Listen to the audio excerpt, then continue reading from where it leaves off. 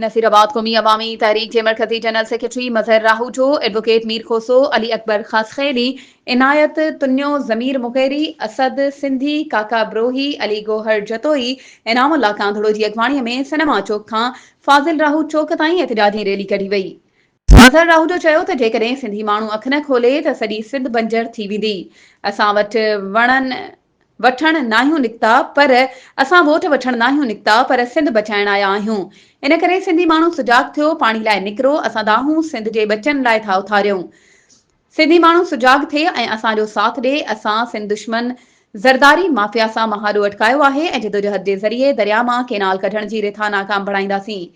मीर खोसो चयो त जॾहिं बे दरिया ते धाड़ो लॻो आहे त दरिया सॾु कयो आहे त कालाबाग डेम थो ठहे त रसूल बख्श पलीजो ऐं संदसि फिक्री शागिर्द मैदान में रहिया आहिनि ऐं मैदान मल्हाए कालाबाग डेम रिथा नाकाम बणाई आहे।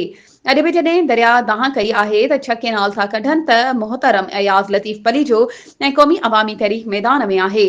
कंहिं बि सूरत में केनाल ठहण कोन ॾींदासीं। असीं मैदान में निकिरी चुका आहियूं।